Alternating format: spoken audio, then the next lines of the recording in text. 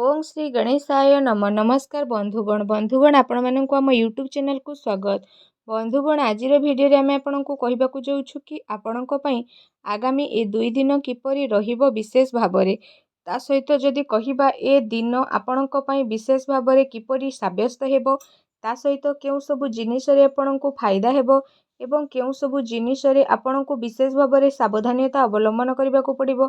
आपणकर love life career किपरि रहिबो business आ व्यापार किपरि रहिबो एवं स्वास्थ्यर किछि महत्वपूर्ण इनफॉरमेशन मध्य आमे भिडियो रे आपन को कहिबू। आ भिडियो शेष रे आमे आपण मानकु किछि उपाय विषय कहबू जहा द्वारा आपण ए दिन को आहुरि अधिक शुभ आ मंगलदायक साब्यस्त करि परिबे।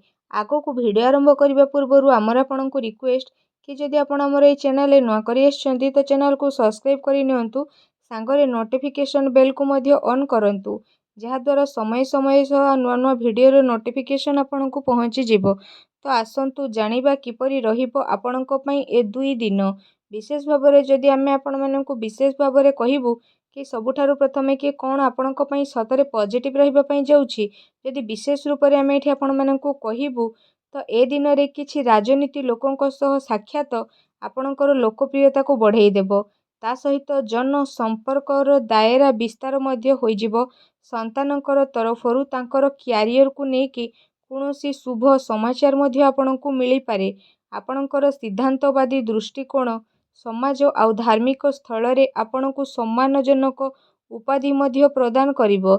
एहा सहित धार्मिक एवं आध्यात्मिक गतिविधि रे विशेष रूप रे आपणकर महत्वपूर्ण योगदान रहिबो। प्रॉपर्टी संबंधित कौनसी अटकी थिबा कार्य पूरा हेबार संभावना मध्य रहिछि। ता सहित ए दिनर समय रे आपणकु भलो मंदर समझदारी मध्य रहिबो। ता सहित भाग्य आउ संतान संबंधित कार्य रे सुविधा मध्य आपणकु प्रदान करिवो।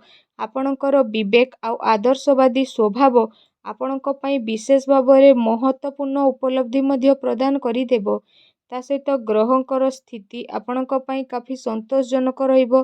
जो माने आपणकर खिलाफ रे थिले से माने विशेष भावरे आपणक सपक्ष रे आसीबे आउ संबंध रे मध्य काफी सुधार आसीबो। सबु कार्य आपणकर शांतिपूर्ण भावरे संपन्न हेबार नजर मध्य आसीबो।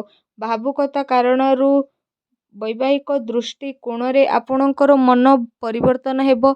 आपणकर सकारात्मक संतुलित भावना आपणकु आगकु बढ़िबा एवं निजर कार्य को सुचारू रूप रे संपन्न करिबारे विशेष भावरे सहाय्य सहयोग प्रदान करिवो। घरे कौनसी धार्मिक उत्सवर आयोजन मध्य बनी पारे। ता सहित आपण पुणी थरे निजे निजकु ताजा अनुभव मध्य करिनेबे। एहा सहित अटकी थिबा बड़ पेमेंट मध्य मिलिबा द्वारा आर्थिक स्थिति मध्य काफी समय पर्यंत सुधार आसीबो जहा द्वारा आपणकु काफी खुशी मिलिबो आउ आपणकर मन बहुत अधिक प्रसन्न रहिबो। आसंतु जानिबा आपणक पई कोन नेगेटिव रहिबो। कौनसी प्रकार उधारी ठारू आपण दूरी के रुहंतु। धन लेन देन संबंधित कार्य करिबा ठारू छलना बा धोकार आपण शिकार पाई पारंती। कौनसी भी काम करिबारे अधिक भाबी चिंती समय दियंतु नाही। एहा द्वारा समय आपणक हातरू जाई पारे। सामाजिक संपर्क को मधुर बनै के रखिबार आवश्यकता रहिछि। केबे केबे किछि नकारात्मक पुरुणा कथा पुणी थरे मध्य उठी पारे जेउ कारण पई आपण आपणकर मनोबल रे काफी टाइम पर्यंत कमी अनुभव करिवे। निजर स्वभाव को पॉजिटिव बनै के रखंतु। एहा सहित ए कथार मध्य आपणकु ध्यान देबार आवश्यकता रहिछि कि आपणकर सरल स्वभावर किछि लोक माने नाजायज फायदा मध्य उठै पारंती जहा द्वारा आपणकर विशेष भावरे मनर स्थिति किछि विचलित मध्य होई जिवो। अन्यर कथा को सुलझेइबारे आपणकर केते सारा महत्वपूर्ण कार्य मध्य अटकी पारे। काहा सहित जदि किछि प्रॉमिस करिसंती ताको पूरा करंतु अन्यथा समाज रे आपणकर इमेज मध्य बिगिड़ी पारे आउ किछि लाभदायक मौका मध्य आपणक हातरू बाहरी जिबार संभावना रहिछि। ता सहित जदि कहिबा देखैबा प्रवृत्ति ठारू आपण दूरी के रुहंतु। ए समय रे धन संबंधित किछि नुकसानदायक स्थिति उत्पन्न हेबो। सेथिपई कौनसी भी प्रकार निवेश को आपण फिलहाल दूरी के रुहंतु। संपत्ति संबंधित विवाद मामला रे मध्य ध्यान दियंतु कि भाईको सहित संबंध आपणकर खराब न हेउ। ପିଲାଙ୍କର ଗତିବିଧିରେ ଧ୍ୟାନ ଦେବାର ଅତି ଆବଶ୍ୟକ ରହିଛି। ତାଙ୍କର କୌଣସି ଭୁଲ ଆଦତ ବା ସ୍ଥିତି ତାଙ୍କୁ ପ୍ରୋବ୍ଲେମରେ ପକାଇପାରେ। ତା ସହିତ ତାଙ୍କୁ ସକାରାତ୍ମକ କାର୍ଯ୍ୟରେ ବ୍ୟସ୍ତ ଅତି ଆବଶ୍ୟକ ରହିଛି, ଯାହା ତାଙ୍କ ଭବିଷ୍ୟତ ପାଇଁ କାଫି ଲାଭଦାୟକ ସିଦ୍ଧ ହେବ। ଆସନ୍ତୁ ଜାଣିବା ଆପଣଙ୍କର ଲଭ୍ ଲାଇଫ୍ କିପରି ରହିବ। ଘରର ମାହୋଲ ଅନୁଶାସିତ ଏବଂ ଖୁସିଭରା ମଧ୍ୟ ରହିବ। ପ୍ରେମ ସମ୍ବନ୍ଧରେ ମର୍ଯ୍ୟାଦା ବନେଇ ରଖିବାର ଆବଶ୍ୟକତା ରହିଛି। ଆପଣଙ୍କର ସମସ୍ୟାକୁ ସୁଲଝେଇବାରେ ଆପଣଙ୍କର ଜୀବନ ସାଥୀ ଆଉ ପିଲାଙ୍କର ପୁରା ସାଥ ରହିବ, ଯାହାଦ୍ୱାରା ଆପଣଙ୍କର ଆତ୍ମବିଶ୍ୱାସ କାଫି ଭଲ ମଧ୍ୟ ବନିବ। ତା ସହିତ ଅତି ସମ୍ପର୍କୀୟଙ୍କ ସହିତ ମେଳ ମେଳାପ ବୁଲାବୁଲିର ବିଶେଷ ଭାବରେ ପ୍ରୋଗ୍ରାମ ମଧ୍ୟ ଆପଣଙ୍କର ବନିପାରେ, ଯାହାଦ୍ୱାରା ଘର ପରିବାରର ବାତାବରଣ ଖୁସିଭରା ଆଉ ସୁଖଦପୂର୍ଣ୍ଣ ମଧ୍ୟ ରହିବ। ଆସନ୍ତୁ ଜାଣିବା ଆପଣଙ୍କର ବ୍ୟବସାୟ ଆଉ କ୍ୟାରିୟର କିପରି ରହିବ। କାର୍ଯ୍ୟସ୍ଥଳରେ ନିଆଯାଇଥିବା ଠୋସ୍ ନିର୍ଣ୍ଣୟ ଆପଣଙ୍କ ପାଇଁ ବହୁତ ଭଲ ରହିବ ଏବଂ ସଫଳତା ମଧ୍ୟ ଆପଣଙ୍କୁ ମିଳିବ। ମାର୍କେଟିଂ ତଥା ପେମେଣ୍ଟ କଲେକ୍ଟ କରିବା ପରି କାର୍ଯ୍ୟରେ ସମୟ ଆପଣ ଅଧିକ ବ୍ୟତୀତ କରନ୍ତୁ। ସେୟାର ବା ରିସ୍କ ପ୍ରଭୃତି କାର୍ଯ୍ୟଠାରୁ ଆପଣ ଦୂରେଇକି ରୁହନ୍ତୁ। ଆପଣଙ୍କ ସାଥିରେ ଛଳନା ବା ଧୋକାଧଡ଼ି ହୋଇପାରେ। ଚାକିରିରେ କୌଣସି ପ୍ରକାରର ସ୍ଥାନ ପରିବର୍ତ୍ତନ ବା ଚିନ୍ତାଜନକ ସ୍ଥିତି ମଧ୍ୟ ବନିପାରେ। କାର୍ଯ୍ୟସ୍ଥଳରେ କୌଣସି ପଡ଼ୋଶୀଙ୍କ ଦ୍ୱାରା ଲଢ଼େଇ ଝଗଡ଼ା ଯେପରି ସ୍ଥିତି ମଧ୍ୟ ବନିବ। କିଛି କାନୁନୀ ବା ନିବେଶ ସମ୍ବନ୍ଧିତ ଜଟିଳତା ମଧ୍ୟ ଆପଣଙ୍କୁ ସାମ୍ନା କରିବାକୁ ପଡ଼ି ମଧ୍ୟ ପାରେ।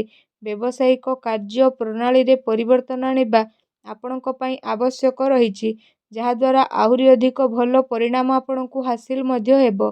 ବ୍ୟବସାୟିକ ପ୍ରତିଷ୍ଠାନରେ ଅନୁଭବୀ ଏବଂ ପରିବାରର ବରିଷ୍ଠ ଜନଙ୍କର ଅନୁମତି ଆଉ ସହମତି ଦ୍ୱାରା କାର୍ଯ୍ୟ କରିବା ଦ୍ୱାରା କାଫି ସମସ୍ୟା ଆସାନୀରେ ସୁଧୁରି ମଧ୍ୟ ଯିବ।